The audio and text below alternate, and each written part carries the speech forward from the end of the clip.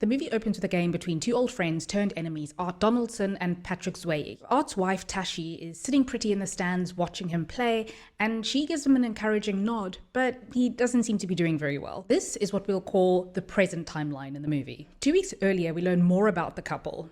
They're long-term residents in a fancy hotel. Art is a famous tennis star who is currently going through quite a bit of physiotherapy. It looks like he might have actually gone through surgery. He has some scars on his shoulder. His wife Tashi is kind of like his manager slash coach, and she's trying to get his head back in the game. He needs to regain his confidence and start winning again. They have a young daughter, by the way, and I thought it was really fun that she came in the room and she asked Tashi if they could watch Into the Spider-Verse. There's a sports news bulletin on the TV about Art, and Tashi is making changes to an ad featuring both of them for Aston Martin, so he's very successful. By the way, the change that Tashi makes to the ad is so that it doesn't just say game changer as an Art, or the car that is the game changer, but game changers, because they're both featured on the ad. Tashi decides to schedule a kind of low-stakes tennis match for Art, called a challenger, to get him going. Maybe playing against well-known players isn't the best idea for now. He should be up against nobodies, to build back his confidence.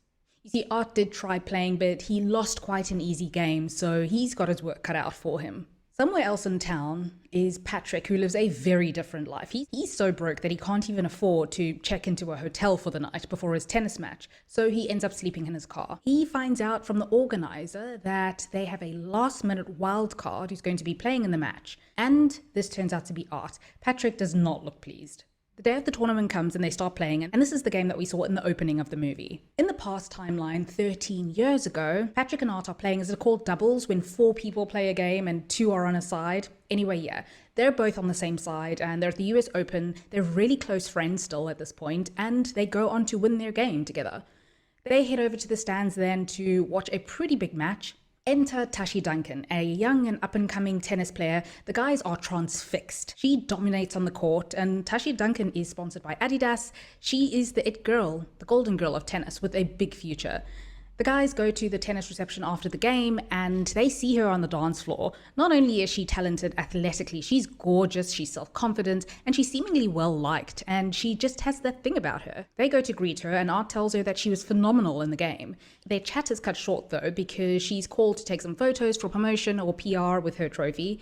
And later, when they do chat again, the guys invite her to go to the beach. At this point, it's not really clear what the relationship is between the guys. They're obviously best friends and they're lightly competing for the same girl, but in a friendly way. But they're also not really competing. It's as though they both enjoy trying to win her affections as a pair. And they themselves have an interesting chemistry. There's something ambiguously homoerotic about them, but you can't really point to anything in particular that makes you feel that way. They're just good friends, and they're physically close in a way that you're maybe not really used to seeing with guys. At one point, Patrick does have his hand on Art's leg during a match, but they're watching this game and it's super tense, and it seems like something someone might do in a nervous moment, like when you're watching a scary movie. Still, their physical closeness is kind of noteworthy throughout the movie. There's just something about it. On the beach, the 3 of them have what I could only describe as a kind of romantic conversation about tennis, what the game is really about. It's about a relationship, Tashi says. She explains what her game that afternoon meant, and both of the guys obviously want her number, but she's unsure of what their deal is with each other, and she says she doesn't want to be a homewrecker. They say that they're open, which could be interpreted as they're in an open relationship with each other. The open relationship comment comes from Patrick, who tends to be flirtatiously vague in that way. When Art says that Patrick has a girlfriend, though, he denies it. Tashi comes to their room and they chat, and she asks the question that we're all wanting the answer to. What is going on between them? Has anything ever happened? Art says no, nothing, but Patrick wants to say something, and they end up telling Tashi the story of how when they were 12 years old, Patrick taught Art how to masturbate. It wasn't so much a sexual encounter with each other, because they weren't getting off on each other. It's more that they were just in the same room when it happened. And they do mention that they were thinking about a girl that they both knew while they were doing it. Tashi is really enjoying the story, and she goes to sit on the bed then. She asks them to come over to sit with her, and she doesn't say it to either one of them in particular, but they both race to sit on the bed next to her, and she doesn't mind. They start making out, Tashi and Art first, then she and Patrick, And then she leads the two guys to kiss, and at first they're hesitant, but they get kind of into it. It's more like that they don't have many hang-ups about this kind of thing, similar to the masturbation incident. Sure, they were awkward after that, well, Art was, but it's something that happened and they kind of do awkwardly laugh about it. She stops them then. She's had her fun and she gets up to leave, and she says that whoever wins their game tomorrow will get her number. I also got the sense that Tashi, it's not that she didn't enjoy the encounter, but she wasn't there for a threesome or to get off or anything. It just seemed as though she enjoyed this new command that she has over the boys, because the dynamic between the three of them is established pretty quickly, that these boys would do anything for her, and she does enjoy that. In the present day, Tashi is looking increasingly worried about the game. She eventually walks off, so I take it Art isn't doing so well. Patrick goes out on a date, and while his date is talking about herself, he gets distracted when he sees Tashi. He goes over to talk to her, and she's quite hostile at first. She doesn't want to talk to him, but she doesn't exactly fully shut him down either. She doesn't walk away. She tells him that Art can't see them together because Art already believes that Tashi set up this game to humiliate him. The tennis challenger game, I mean. I don't know if Tashi knew that Patrick was going to be playing, but clearly Art seems to think so. Anyway, she tells Patrick to stay away from them. Patrick goes back to his date then and starts making out with her. He only really sought her out on a dating app before this so that he could have a place to sleep for the night. He's not embarrassed to tell Tashi that either, that he can't actually afford to stay at the hotel like she and Art can. There is a bit of a dirtbag quality about him that he doesn't hide around Tashi. I kind of wonder if that's the appeal for her sometimes. The next day at the game, during their break, Patrick silently taunts Art.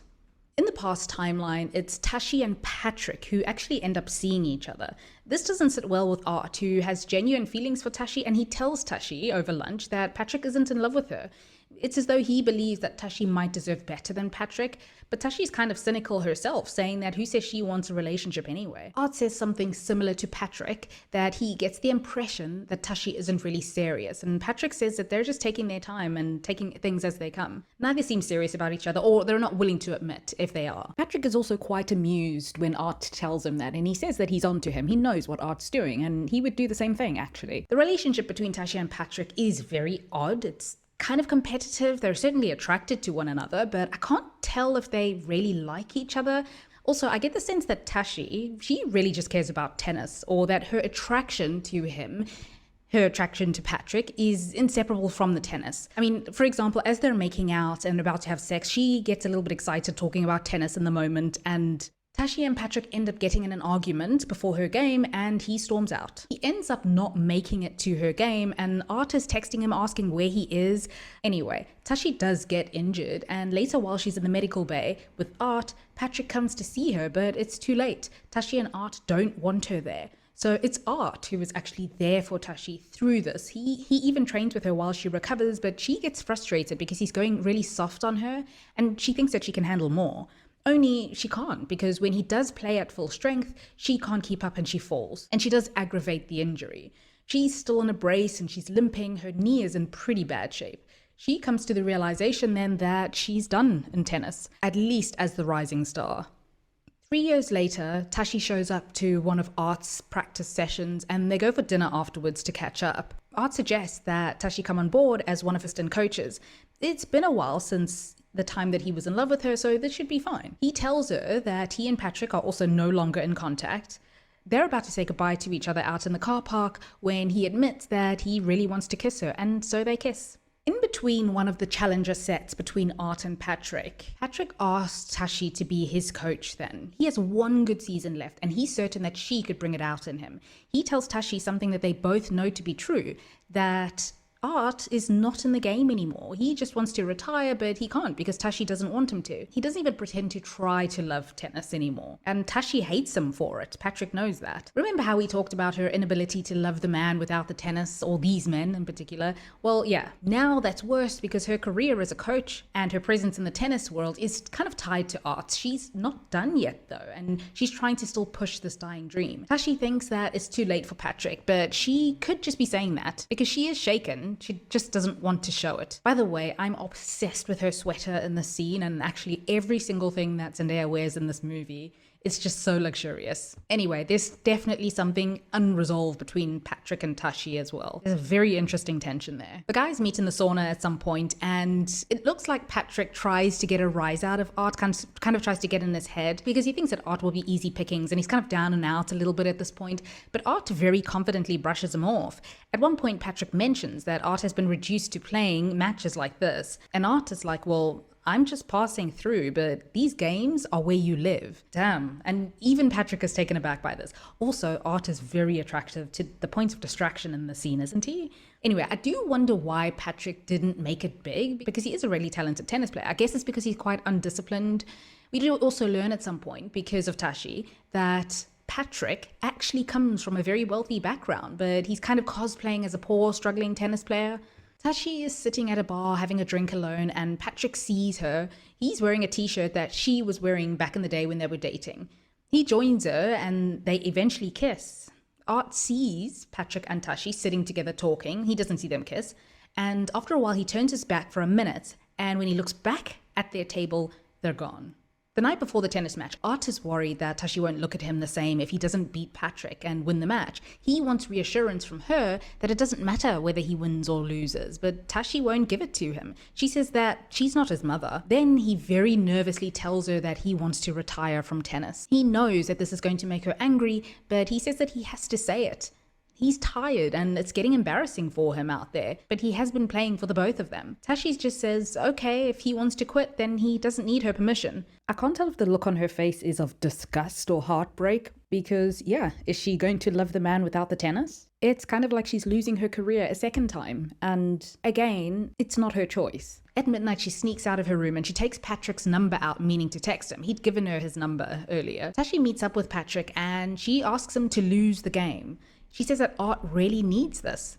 So yeah, she hasn't quite given up on her marriage yet. Their marriage and their tennis career seem to be one and the same. Patrick agrees to do it, but they argue a lot in the car, and it's the kind of fighting where there's that weird sexual tension that might end up with them kissing. They do end up making up in the parking lot, and they have sex in Patrick's car. Tashi doesn't seem ashamed of it at all, because she lays in his arms and they're cuddling after. It's quite intimate beyond the sex. I don't know, it surprised me a little bit for her, for both of them. Not the sex, the cuddling part. Patrick gets a bunch of violations in the next set for hitting the ball into the net, for taking too long to serve, for serving poorly. This is looking a little obvious, isn't it? Then Art says F off. It's as though he knows that Patrick might be throwing the game, and this seems like some kind of trigger for both of them. And they start suddenly taking this really seriously. Even the umpire is super invested at this point. They have the attention of all the spectators. See, they were tied before this point, so I guess the stakes are really high, not just for the game, but also for their friendship. Art seemed especially checked out, but now he's focused and he cares. In the end, it's not clear who actually wins the game, but the boys embrace over the net over that last serve. Tashi is shouting in the stands, and then she cheers and smiles. Her reaction here reminds me of that scene of them on the beach where they first met, when Tashi was telling them that tennis is actually a relationship. And when two players play a really good game, they completely understand each other, and so does everybody else watching. She even says that in her competition that day, they went to somewhere beautiful together. This is exactly what's happening between the boys. We all get to see some damn good tennis, and I don't think that Art winning or whether he gets his inspiration to play again even matters at this point. Anyway, those final scenes, I don't think I've ever been so focused or captivated by tennis in my life. And yeah, this was such a gorgeous movie, and I was obsessed with the score by Trent Reznor and Atticus Ross. If you're a fan of theirs, then you know. While this movie doesn't break into my top watches for 2024, it was a lot of fun to watch. Anyway, yeah, that was The Challengers. And if you have seen it, feel free to share your thoughts, and thank you for watching.